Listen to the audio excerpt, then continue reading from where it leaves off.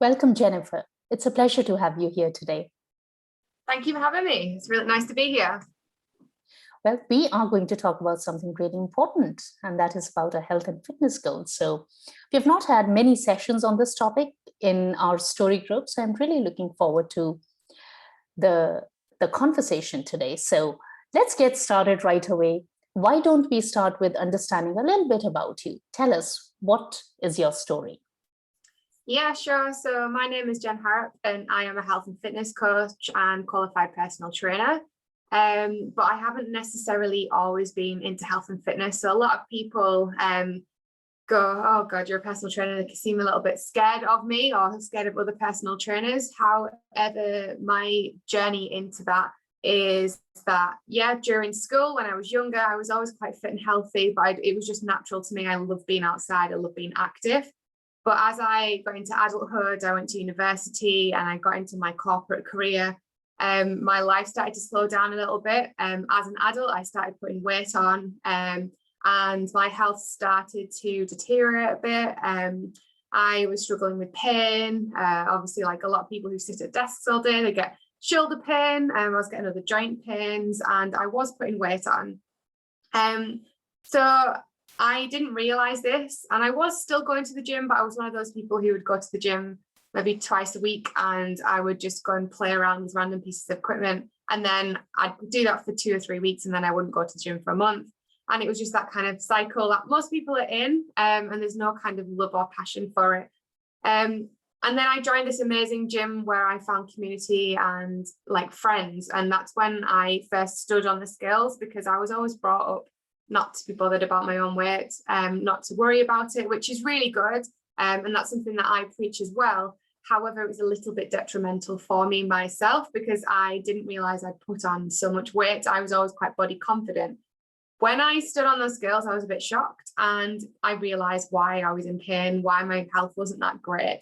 And from then on, I took it upon myself to educate myself and do it the right way. So I lost about 30 pounds. I really got into weightlifting, and yeah, I was super happy. And it just ended up into like the spiral of just really enjoying health and fitness and just growing from there, both in physical health, mental health, and emotional health. It's all like a journey in one, and my journey is obviously still continuing now. And then I decided, well, I was in 7 years in my corporate career in health and safety, so it wasn't related to this really. And I just wanted out. I wasn't really happy. My mental health was struggling. I was like, right, I need something different to do. And that's when I stumbled across a business coach, and she taught me how to set up my online business. And she's like, do it in something that you're passionate about. And I wasn't qualified, but I was qualified in experience and qualified in knowledge rather than actual qualifications. So I was like, why not? So I did that. And then I was like, I still want to get actually qualified. So I am a qualified personal trainer. And yeah, my passion is coaching business women particularly, to lose fat, but also to gain strength. I love strength training, and I believe that all women should be strength training, especially women. Everyone should be strength training, but especially women. But also for them to stop being so focused on the number on the scales. So they start focusing on health and fitness rather than just what the number on the scales is. And that's kind of what I do now in a very short story, like very quick summary. That's my story into where I came from and where I am now. What a beautiful story. What a beautiful story, Jennifer. Thanks so much for sharing it with us. What really struck me was that moment of truth when you stepped on the scales in the gym, and you probably didn't like what you saw. You were shocked, but you took that as an opportunity to, you took the responsibility, you owned that responsibility and completely changed your life and your career.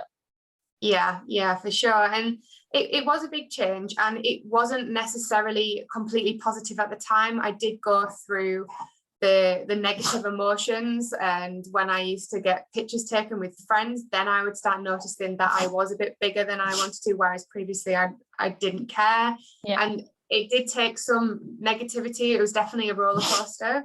of a journey, but it was that kind of upward trend that was going up and down, rather than just like plummeting down, whereas a lot of people are now, they're not body confident, but they're also not healthy either. Yeah, yeah, yeah. Well, there is always going to be that phase when we don't feel good about the change. Change is uncomfortable most of the time, even if it is for our own good. And when we go through transformation, it's not a straight line. I wish it was, but Yeah, the process is actually pretty messy, isn't it? yeah. Well done on keeping at it and coming out the other side and now helping other people. Thank you. Yeah, and I love it. It's the best feeling, and it's so much better working for myself and being able to help other people. It's really cool. Yeah, yeah, it is. It is.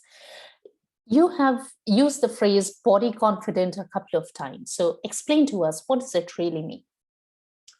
I think it depends on the individual, but really it just means that you are confident in yourself, confident in the way that you look, but also the way that you feel. It's definitely an internal feeling rather than just the way that you are looking. Being proud of what you can achieve physically and mentally. It's a huge topic, body confidence, but it's such a thing that people do suffer with negative body confidence. There's so many people out there who will just look at the mirror and they'll go, oh, I'm fat, or I'm ugly, or I need to wear makeup, or whatever it is. And rather than them taking the positive about what their body does for them, it's just constant negativity around it. And yeah, I think true body confidence is flipping that switch and seeing the positives in what your body can achieve for you. And then you start loving your body as well. Yeah, yeah. So how do you really help people distinguish between I'm body confident and I'm okay where I am, and helping them uncover that it might just be a story they are telling themselves and that they're not really fit, and things will get better or different if they take a different action?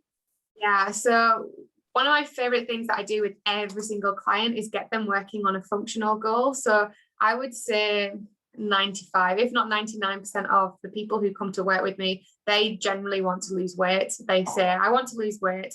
But by the end of working with me, they have a functional goal that they've achieved. So I always get people to improve their push-ups, and I always get people to improve their planks. But I also allow them to have that ownership and decide for themselves whether they want to get stronger in something, or they want to be able to run their first 5 kilometers, or whatever it is. But doing something that your body can actually do rather than what it just looks like, that gives people more confidence. And by them focusing on that functional goal, it obviously improves their health and fitness. And the majority of time, if they are fueling the body correctly with the right food, they will look better as well.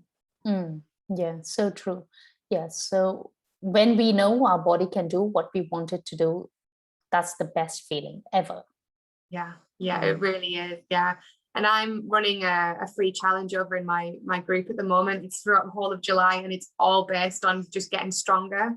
Because I know a lot of people come into my group and they just want to lose weight. So I'm like trying to flip the mindset around there. And obviously we're week in, we're day 7 now, and it's working and people are getting stronger. So it's really nice to see their mindset shifts. Yeah, yeah. What is standing out for me here is that the weight is something that we can see how a person looks, but when we build that strength, that is changing things from within, isn't it? Yeah, and everyone thrives off achievements. It doesn't have to be health and fitness, but obviously that's what we're talking about. Yeah. So if you can achieve something and really shout it from the rooftops, that's great. It's like, especially with women, there's issues with weight. Like our weights go up and down through the month, so you might not necessarily see that downward trend of 1 to 2 pounds a week, but you still might be able to improve on something else, whether it's your fitness, whether it's you've eaten well for 5 days in a row, but there's always something to celebrate. Absolutely. So let's talk a little bit about, amidst all this health and fitness goals, what role does motivation have to play? Yeah, so when I speak to literally every single person, I ask them what their barriers are. And the top 2 barriers are time and motivation. Time, obviously, it's a case of prioritization, and that's like a different topic. But motivation, people just say, I just don't feel motivated to do the exercise. I don't feel motivated to kind of like eat healthy or whatever it is to improve their health. They just don't feel the motivation there. And this is often when the reason for it is often because they don't have really good goals in place. So they might just have a goal of, I want to lose weight. And that in itself isn't that motivating, because it isn't a very good goal to have. You need to be more specific with it. Yeah, yeah. I completely agree with you when you say time or not having enough time is just about prioritization, because I think time is one thing that everyone has exactly in the same quantity, same amount. Nobody has more, nobody has less. It's just about how we choose to spend that time. Yeah, totally. And I was speaking with one of my clients last week, and she was apologizing to me. She said she didn't have time. She's got 2 kids. She's the business owner and all this stuff. She's like, I just can't do it. I just don't have the time to exercise, blah, blah, blah. And that's when I kind of was just like, you know what, you do have the time. You really do have the time. You're just not prioritizing it. And she's like, no, you don't understand, because I'm not a mum myself. And I was like, no, I do understand, because I will have other clients who are business owners, who go to work, who have kids. And I was like, you can fit in 2 30-minute sessions a week. It's just you don't really want to. It's at the bottom of your list. And she was like, oh, yeah, okay then. But sometimes you just have to just, shake people and like you do. It's just you're not prioritized. Yeah, absolutely. Absolutely. You remind me of a workshop that I had attended many years ago, and it was a workshop on time management. And there is one thing that struck me, and it has stayed with me for the past, more than 15 years now. And the workshop facilitator said, time management is a myth. It's a myth because you cannot manage time. Time continues flowing. What you can manage is, who you can manage is yourself. So time management is all about self-management, and that made a lot of sense to me. So yes, you are right. If health and fitness is a priority enough for us, we are going to find time for it.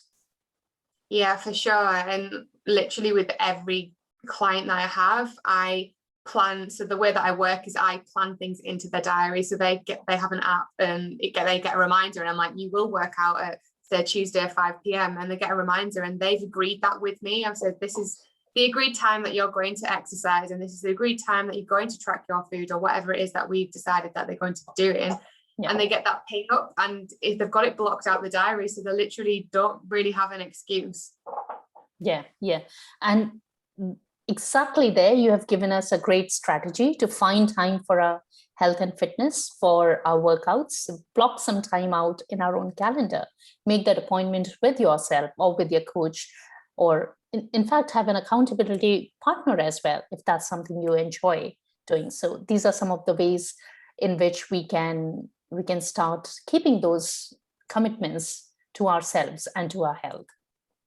Yeah, for sure. And like, I have there's not a free challenge at the moment, but I do have a free challenge that I run about 3 to 4 times a year, and it's called Fit Fitness into Your Life. And we literally just, as a big team, we work out where you can fit in your self-care time, where you can fit in your exercise, your food planning, and all that stuff. And it does turn out that people do actually have the time to do things, and it's nice to see those breakthroughs. And I've seen a lot of people make some amazing changes just through that free challenge, because they've gone, oh, I do have the time, and they've just continued on because they've blocked it out of their diary.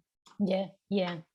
So that's a really practical tool that you have given us. Thank you for that.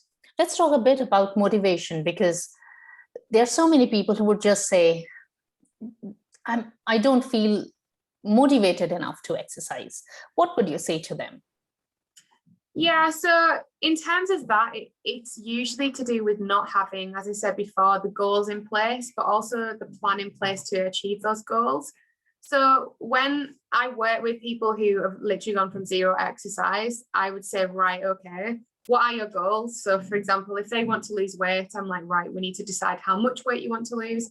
And then we need to come up with a plan on how they're going to get there. So the plan, for example, might be walk 10,000 steps a day, and then eat 5 different vegetables every day, just to get them going from the word go. Obviously, everyone's plan's different, everyone's goals are different. but yeah, by having that plan in place and by agreeing it and making sure that it does fit in with their lifestyle and it isn't too hard for them, but it's going to challenge them. There's milestones in place for them to celebrate and check in. Or if it's not working for them, the milestones are a really good place to go, right, what's going wrong? And by having that, it does help keep that motivation going, because they're like, right, okay, I've got to do this in a week, right? Okay, I've got this checkpoint. Yes, tick. Whereas a lot of people go, I want to lose weight and been trying for 10 years. And it's just, there's no end point to it. And I think everyone just needs an end point to their goals, so they've got something to look forward to. Yeah. Yeah. Would you say in our culture and society, a lot of people tend to mix up fitness with weight management? Yeah, completely. And yeah, they are two different things in a way, but they're kind of like intermingled, I suppose, because everyone knows we are globally in an obesity crisis. Like that's the reason a lot of people, you know, who've had COVID have struggled with it. The Prime Minister in the UK, for one, has admitted that. And that means that we're not fit. So by being obese or overweight, we aren't necessarily fit. Our body's not at the right kind of standard it should be. But fitness is different in terms of, you've got to think about other things like your cardiovascular health, your bone density, your, respiratory health. There's lots of elements to it that you can train for and being fit for. And it also helps with your mental health as well, the fitness element too, because it's proven that exercising does aid with improving your mental health and reducing stress, which everyone, like, there's so much chronic stress out there, and reducing depression and anxiety, which is rising, especially at the last year or so. So fitness, I think, is a bigger topic, whereas weight loss is this, it's this little bit part here, but it's part of that. And there's such a bigger picture to it, and it's more enjoyable when you see it as the bigger picture, because you've got other things to focus on rather than just that number on the scales and what clothes size you're wearing. Yeah, I'm with you on this. Yeah. The reason why I brought up this question is because I know some people who are not obese, so they don't have the need to lose weight. But what they don't understand is being thin doesn't necessarily mean that they're fit. They're two different things.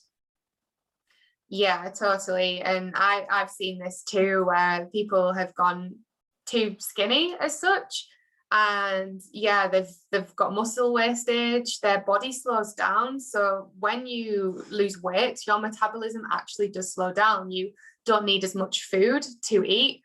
But if you stop eating, so our metabolism kind of starts in the middle. If you reduce your calories here, your body wants to go into a natural balance. It'll jump back down. Your metabolism starts here. Then it'll go, right, okay, we need to go down. And it'll just keep going lower.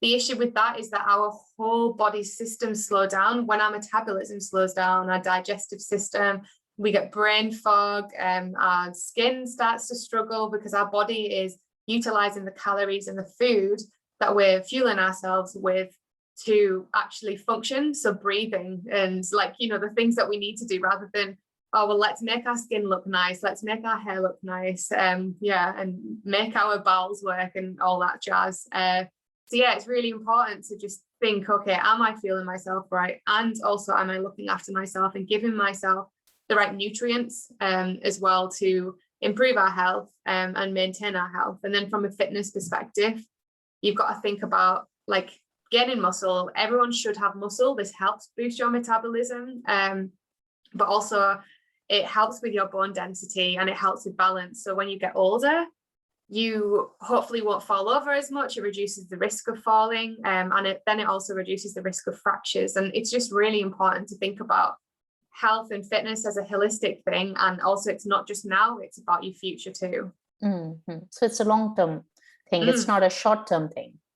Definitely not. And it changes as well. So obviously when we're younger, we can do pretty much anything. It doesn't matter. We get a little bit older, our metabolism might slow. And when we get to mid 40s, 50s, for women, it's obviously the menopausal time. And yeah, our bodies change throughout our lives, and we've got to continually learn about them as well, and learn about the symptoms that we're showing aren't necessarily medical issues and might just be the way we're fueling ourselves or the way we're moving, or not other areas of self-care as well, you know, taking that time to like relax as well. That's a huge part of health and fitness.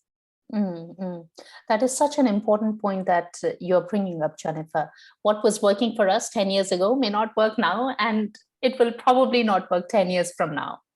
Yeah, totally. And I can use myself as an example on that. I've recently been diagnosed with underactive thyroid, and the doctors were a bit flummoxed by it because I wasn't overweight, but I've had to adapt how I work now. So I know I do get tired.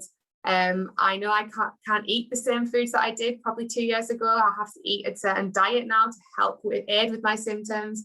And it's the same with anyone else. You might get medical conditions down the line, or I don't know, there might be a life event that triggers stress, or you might break a limb, or whatever it is, that there's something that you have to keep changing up. And it's just, but you should see it as something that's interesting rather than something that's stressful, and something that you just learn from, and it's just a learning journey. Yeah. I appreciate what you said about seeing it as interesting, because if every time we do something and it doesn't work and we go, it's just not working, the whole experience is going to be so miserable. Yeah, exactly. It is just a journey, and it's just about like reflecting and looking at the positives, the negatives, what went well, what didn't go around well, and then we can like learn upon it and build upon it and get better for next time. And that goes with anything, but people don't necessarily view their health and fitness like that. They just see, a lot of people see it as a bit of a chore. It's something that they have to do, but yeah, it's something that you have to do, but it's something you should see it as something that you should enjoy as well. And it doesn't necessarily mean that you have to go and hit the gym and lift heavy weights. You can kind of do what you want to do to maintain your health and fitness, or improve your health and fitness if that's what you're wanting to do. Yeah.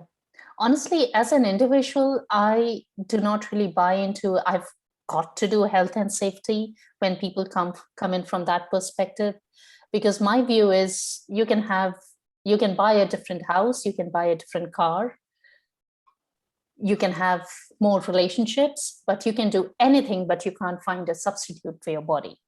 And the day this body gives up, everything else will stop. Yeah, and that's a really, really good mindset to have, a really good view to have. But unfortunately, not everyone sees it that way. They just take the body for granted, and they give the body a lot of stick as well. And that kind of goes back to, you know, the full circle to the body confidence side of things. They'll look at the body and they go, oh, my body's fat.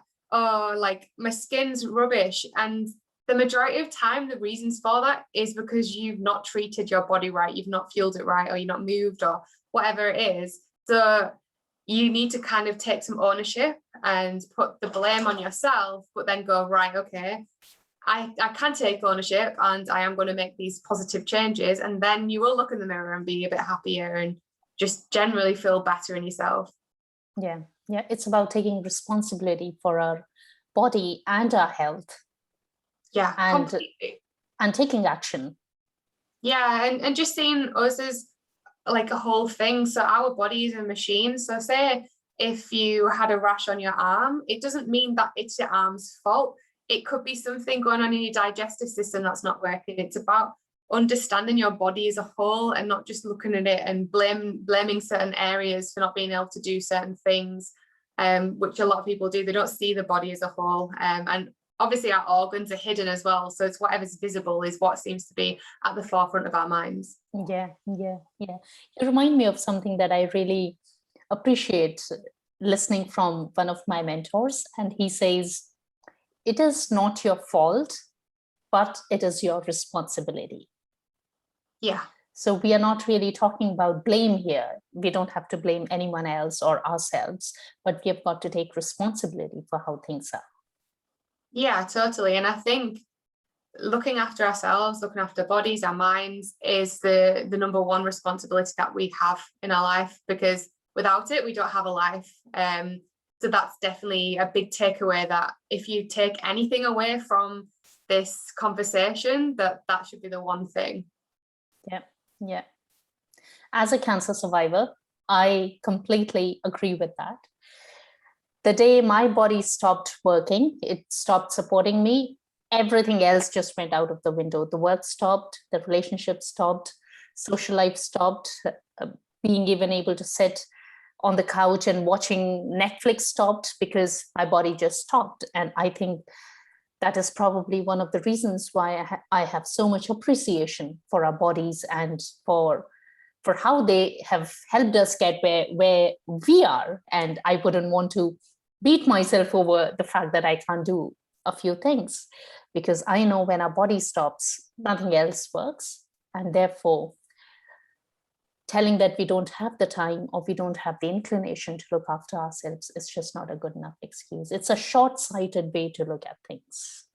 Completely, yeah. And it's amazing that you beat cancer and you come out the other side and you have changed up your mindset and you're telling your story to others as well, for them to hopefully have a bit of self-realization before they do get cancer or before they do get type 2 diabetes or whatever it might be. We want to try and stop people from getting to that point, and just nipping it in the bud, and so that people can just enjoy life and just, you know, crack on with it before having to really be at that bottom end of the curve. You know, you want to like start here and just go up. We don't want people to just continually going down. Yeah. And we can also be in a situation where we are fit physically. So it's not about instilling fear in people. We can be fit physically, but our mental health can be not okay. And looking after ourselves is going to help us with our mental health as well. Completely, yeah. And that's the 100% the main reason that I left my corporate job. So I lost all the weight, I was fit, I was physically healthy, I was feeding myself well, but I wasn't happy in my head. I was very stressed, and I do struggle with seasonal affective disorder, you know, getting quite down in the winter. In the UK, it gets very dark, and I knew I couldn't do another winter in my job. I'd just done 9 months in a pandemic in health and safety. It's not a great career choice to have in a pandemic. And I was like, I can't go through another winter. And I was just like, right, I'm leaving. And I did that for my health and money. Like, I was on an amazing salary, but none of that mattered because I needed my mental health to be able to get me through the winter. And it's the best decision that I probably ever made, even more so than the weight loss and that kind of thing, because you can't do anything if your head isn't right. You can't focus on anything. And it's just so important to make sure that you are managing stress, and so it doesn't get, you know, towards the anxiety or depression. And it's just one of the most important things to preach is look after yourself. Yes, there's just one of you. And it does it like, this sounds quite like doom and gloom, and it might sound like too hard or too many things to focus on, but it's really not. And what you need to do is just listen to your body, listen to your mind, and focus on one or potentially two things at a time. Don't let things get overwhelmed. I know a lot of people with anxiety, they get a bit overwhelmed with things and they're like, I need to lose weight, I need to do this, I've got this symptoms, and it's more going, right, okay, what do I need to focus on first? And it probably is the mental health side of things, like, you know, getting that anxiety under control. And then you go, right, what's the next priority? Right, weight loss. What's the next priority? Okay, I want to start lifting weights. Just taking one step at a time and not being overwhelmed by it. Yeah, especially when people learn all these new tools and they learn all these new concepts, and then they want to bring everything in their schedule, and they just stress themselves out so much in the process. Yeah, and going back to the time point, everyone's like, oh, I need to go to the gym 5 to 6 times a week. And I'm like, whoa, you really don't, unless you're like an athlete or whatever it is. If you're training for something, then that's great. You've got an end point for that. But what I would say is take away at least 2 of those days a week and take some time to have a bubble bath or draw or read or go for a walk with friends or whatever it is that you enjoy doing, so that you have that kind of downtime as well, so you can think about your mental health and reflection, and also resting as well. Resting is really important. Any good personal trainer will tell you that you need to rest because you need to allow your body to recover. So talking about downtime and rest, tell us, Jennifer, what is the recommended exercise for a regular person when they are not really into when they aren't an athlete, or when fitness is not their profession? Yeah, so it is completely down to the individual. The World Health Organization says about three sessions per week for like vigorous exercise. But it is down to the individual. If someone has a health condition or a disability, obviously they need to work around that. If someone's completely new to it, I would even say you don't even need to, go to the gym, like just start upping your daily movement. So I am a big believer in just upping your daily movement, and it's a lot easier to do that. So I've got examples of, obviously there's like take the stairs, park further away from your destination, like do more steps, that kind of thing. But there's also things you can do around the day. So for example, if you go to the toilet, do 10 squats. If you go to the toilet 10 times a day, you've done 100 squats, which is more than what an average person would do in a gym session anyway. And you've added it into your day really easily. Those 10 squats will take 30 seconds max, and you've done it. And you know what? You could go, oh, I've actually done 100 squats today. Or if you are making a cup of tea, you've got the kettle boiling, put your favorite song on and dance around the kitchen. That's really good for your own like serotonin levels, making you feel happy because you're listening to the song you love, but you're also moving as well. And these things as well, they are always next to us. So I often say, right, I'm going to put that on that little table behind me, and it's about 5 steps away. But if I want to check it, I have to stand up and go and get it. So that's 5 extra steps that I wouldn't have done. And it's just small things. You don't need to overwhelm yourself with going, I really need to go and exercise 2 to 3 times a week. If you want to get into exercise and like actual working out, then what I would recommend is doing something that you enjoy. Find something that you've previously loved, whether it is from your childhood. I've got friends who have started up playing netball again, and they've not done that in 20 years, and they really love it, and they're working out twice a week with a netball team, and it's social as well. Or something that you've really wanted to try. So one thing that I really wanted to try myself was pole fitness, and I wanted to try it for a long time. It wasn't my thing. I did it for 12 weeks and I kind of enjoyed it, but I didn't go back to it, but at least I tried it. And then obviously I've tried weightlifting. That's my passion. I love trail running.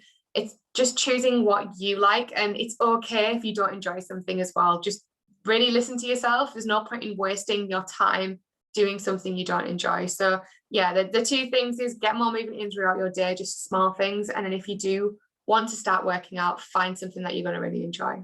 Yeah. And my favorite from what you said was 10 squats for every week that you have. Exactly. And it's so easy. I used to even do this in the office. So a lot of people are like, well, we're all working from home at the moment. It's easy. What do we do when we go back to the office? And I was like, hey, I used to do this in the office. I used to go to the toilet, and then in the cubicle I would do the squats, because the cubicles are bigger things. And if you don't like squatting, then you can sit on the toilet and do 30 punches in front of you, and that'll still get your heart rate up. There's always something that is achievable for people. So would you say 10 squats done 10 times a day, would they have the same impact as 100 squats done in one lot? Not necessarily, because doing 100 squats in one lot would fatigue your muscles. So what you want to do is with muscle, and you need to kind of break down the muscle fiber for it to build up. So if you're wanting to build a little bit of muscle that either looking toned or just strength, then you need to break down the muscle fiber. So to do that, you have to put your muscles under tension and under a bit of stress as well. So doing 100 in a row, that's better for you. But if you don't have the motivation, or you're not used to it, then doing 100 squats throughout the day is better than doing 0 squats. Yeah. Got it. It's better to stress the muscle enough so that we can build it up. But if we aren't able to find the time or the motivation to do that, well, something is better than nothing. Exactly. And by doing the 10 squats every time you go to the toilet, your muscles will get, if you've not done it, they will get stronger and you'll get used to it. But then you might start going, actually, I might want to do a little bit of a workout. And it's just triggering that kind of positive journey with your health and fitness. And And I know a lot of people who have started the toilet squats, and they now do join my like online classes and they smash it. And it's awesome. It's really, really cool to see that people have gone from doing nothing to squatting to doing classes, and now they're like doing their own thing as well. I've even got one client who is now a fitness instructor herself because she's just got the passion for it. So it's really, really cool to see. Yeah. And I really love sitting on the toilet seat and doing the chabs. That would be so cool. Yeah, and if you're like really annoyed at your boss or something at work, you can just be like, oh, and no one would know. Well, people, if you hear somebody doing chabs and you hear those sounds from the toilet, well, the chances are they are a client to Jennifer. Yeah, probably. Everyone can blame me. And if I'm known for that, then that's fine. Chabs on the toilet seat. Works. Yeah. Yeah, they do the job. Beautiful, beautiful, beautiful. Right. I wanted to ask you a couple of questions around health and fitness for menopause, because when somebody gets to that age, their metabolism slows down. So what are some of the things people can start doing to help themselves? Yeah, so pre-menopause, what I would totally recommend is to build muscle. The more muscle you have, the higher your metabolism is. So if you have more muscle, your body needs more calories to maintain that muscle, which means you can eat more for like, and maintain the same weight, which is ideal, which is what everybody wants. It's well known that when women go into the menopause, they do have issues with weight gain and also muscle wastage as well. So if you've got that steady base, then that's amazing. The other good thing about it is that because the estrogen levels drop, it's really important to have that muscle that's going to protect your bone, because the estrogen is what helps the calcium like maintain that bone density. So a lot of women who go into menopause or post-menopause, they do get osteoporosis, and it's because they haven't like maintained that bone density or tried to protect it. If you are in menopause or have gone through it, it's not the end of the world. So don't think, oh, well, I haven't done any of that. I've got no hope. I am working with two ladies at the moment, and they're both menopausal. One did have a lot of muscle wastage, and she just started doing the resistance training, so the strength training. And that really, really helped her. She's got her kind of muscle tone back now. She's feeling stronger, and she's less prone to her injuries that she had before. So definitely recommend doing that. Another lady, she wasn't quite ready for the strength training side of things, but what I would recommend for everybody is to ensure that you have enough protein intake. So having around about 100 to 120 grams at least a day is really, really important for obviously building that muscle. But protein is what the body needs to repair itself. So if you do have any issues, whether there's injuries from not having, the strong enough tendons or ligaments anymore, your body needs that protein to help your cells repair. Even down to like your skin cells and your hair, that kind of thing, protein really helps. And then just generally a balanced diet. And yeah, because balanced diets just help with all bodily functions. There are supplements you can take in terms of helping with estrogen. I am not a nutritional therapist, but if you would like to know someone who would be able to aid with that kind of thing and provide you with some ideas to supplements, or probably more advice actually on the right supplement for you, then I do have a nutritional therapist that can help out with that. But yeah, totally recommend that. And then one of the most important things is your mental health as well. My mum is actually going through the menopause, and she has struggled with like the anxiety with it that comes with it. And a lot of people don't realize that. And just being open and honest with other people and telling people that you are going through the menopause and talking through, and just with whoever you love or whoever you want to, if you are confident to share the message about the menopause, then please do, because then other people will understand and support you through it. But definitely from like the fitness and strength perspective, focus on building that muscle. That muscle is like the most important thing. If you're going to pick between cardio or like, muscle building, strength, do that side of things, because that's going to aid in terms of like helping you with reducing that bone density loss and balance, and just going into the older category at a better kind of level. Okay, so what I heard was eat a balanced diet, especially protein, do some strength training, because that's going to help us with the muscle, as well as it's going to help us with the bone side of things, the bone density, and it's going to reduce the risk of osteoporosis, osteopenia, all those conditions. And looking after our mental health. Yeah, definitely, because we've obviously talked about the mental health side of things earlier, but if you aren't in the right mental state, you won't want to do anything. You won't want to get up out of bed. You won't want to fuel your body correctly. So yeah, definitely like just look after yourself and be kind to yourself as well, because menopause isn't an easy thing. So just really be kind to yourself and do what's right for you, and get the support from people that are around you. Yeah. Being kind to ourselves is so important, so important. Yeah, and allowing yourself time off work if you're still working, like take time off work if you need it. I know menopause isn't necessarily talked about a lot in a lot of workplaces. My old workplace was talking about it, which is fantastic, but like just take that time off. You're allowed it. You're allowed the time off work, because if you want to continue to work and your mental health's not great, or you just don't feel well enough, then you'll just be off sick. You'll constantly just be in that cycle of just being like ill, not feeling good about it, and then you'll slow yourself down. And yeah, just be kind and take time to rest. Yeah, be kind and take time to rest. Yes, so many of us, and I'm guilty of doing it as well. We can set up these massive health and fitness goals, and they're just too hard on ourselves. We are too hard on ourselves. Those goals aren't realistic. It's great to have those big goals, audacious goals, but we've got to be kind to ourselves.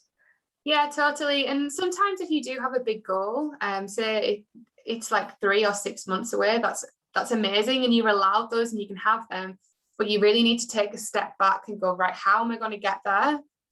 So you need to work out what you need to do in the next 3 months to get there, what you need to do in the next 2 months, what you need to do in a month, and then go right down to like the week and the day, and be really honest with yourself and go, is this achievable? Because some people say I might want to run a marathon in 3 months, but they've not run before, and it's like, right, you need to build up to that, like running, that kind of thing. So yeah, definitely be realistic is one of the biggest things, and that's why I talk about setting SMART goals with people, and realistic is part of that acronym, because if it's not, you're just going to set yourself up for failure, and then you'll lose the motivation. Yeah. I really like that point you mentioned. It's important to set up realistic goals, because if the goals are unrealistic, we wouldn't reach them. And then we're just setting ourselves up for failure. And I've made that mistake in my health and fitness goals. I've made that mistake even in my business. And it's not a good place to be in. No, it's not. But also don't like kick yourself if you need to change your plans. It happens all the time. I've made unrealistic plans and goals, and I've just reassessed, and it's always just about reassessing. And that's why I do say, when you've got a plan, you need to work out the 3 months, the 2 months, the 1 month, like all those time scales, because then you can go, right, today I've done everything I needed to, great, okay. And then in a week you go, oh, actually I haven't managed to achieve these things. Why haven't I? And you reassess and go, oh, it's because I have like this other commitment, or I don't know, I don't have enough money for like the training sessions or whatever it is. And it's just reassessing and going, right, okay, this isn't realistic anymore. And it's fine for your plan to not be realistic, like throughout it all. So it might have been at the start for the first 2 months of it, but maybe 3 months in, it's no longer realistic, and you need to reassess and reset your goals. Yeah. So what we are talking about here is, it's okay to have those massive goals, but break them down into doable, realistic mini goals. And we have got to continually reassess where we are and tweak the plan. Yeah, completely. And you can always have that end goal. Obviously, there will be some situations where you might never be able to hit that goal if something does happen. But the majority of the time, people who set goals for their health and fitness, they can achieve them, but they might have set a 6-month timeline, and that might have been achievable at the start of their plan, but they might need to push it to 2 years. And then that's completely fine. You can just keep working towards it. Yep. In my practice, inversions and headstand fall in that category. They feel like never going to get there. Yeah, I'm currently trying to get my handstand. I can do headstand now, but I can hold a handstand for 3 seconds, and I'm like, I want that 10 seconds, but it's just so hard. And it's that journey's been going on for years as well. Yeah. But my issue is I'm not consistent with it, and that's, that goal is probably more of just a chilled out goal on the sideline that I'm just working towards. And if I really, really want to do it, then I do need to set up that plan and just be really consistent. Yes. Yeah, I'm with you on that. Yeah, they seem so far out in the future. One day. Yeah, one day you'll do it. Jennifer, so tell us, how can people experience some of this goodness with you? How can they work with you? Yeah, sure. So I do have a free Facebook group, and it's called Female Bosses Health and Fitness. I can drop the link underneath this video if people would like to join. Yeah. As I said earlier, I am running a strength challenge at the moment. We are on day 7, so you can either start on day 1 or you can just jump in now. It's completely fine. It won't make much of a difference. You can just join in. But there's lots of amazing guides in there as well. Like this group, I have guest speakers in there as well that talk about health and fitness on like a huge spectrum, from like self-care side of things to, like strength and like nutrition and so much amazing things. Also, there's a really, really good video on menopause as well. So if anyone wants to check that out, let me know, and I'll make sure I tag you in it. If you did want to work with me personally, then what I would recommend is that we jump on a call. So drop me a private message. I do have different offers, but I wouldn't say you need to join my coaching program or you need to join my membership club, because I need to work out what would be right for you and give you the advice that I think would be best, and whether like your needs that I can actually help you with as well. Because sometimes I do refer people onto different people, because everyone isn't an expert in everything, and I don't want to just be like, yeah, I need a client, I need to work with you, if it's not quite the right fit. So yeah, if you please come along and join my free group, and yeah, if you would like to have a chat with me to discuss your needs, completely free, then just drop me a private message or just comment below this live and I'll get in touch. And you are available on Facebook as well as LinkedIn, is that right? Yeah, I'm on Facebook, LinkedIn, and Instagram. Okay, all right. Facebook, LinkedIn, and Instagram. And when we finish talking, could you drop all your links underneath this video, please? Yeah, of course. Thank you. Jennifer, before we let you go, if you could share one big message with our audience, what would it be? Just decide today one thing that you can change that's going to improve your health, and it can just be a small thing. So whether it is putting those toilet squats in, whether it's eating an apple a day, just choose one thing that is going to benefit your health and just start it today. Beautiful. Starting is what matters. And my guess is that the result would be so good that it is going to hook you in and you would want to do more and more and more. Yeah, completely. So this week, do one thing, and if it feels good and you feel happy about it, then add another thing in. If you still need more time to keep embedding that habit, then give yourself more time. Yes. And I invite everybody who's watching this video live or who will be catching this up on the replay to connect with Jennifer, because, hey, get some help to work on your fitness, because there's just one of you. Exactly, yeah. Jennifer, thank you so much for coming and talking to our audience. It has been a delightful conversation. Thank you very much for having me, and I'm sure we'll end up continuing the conversation on. Thank you.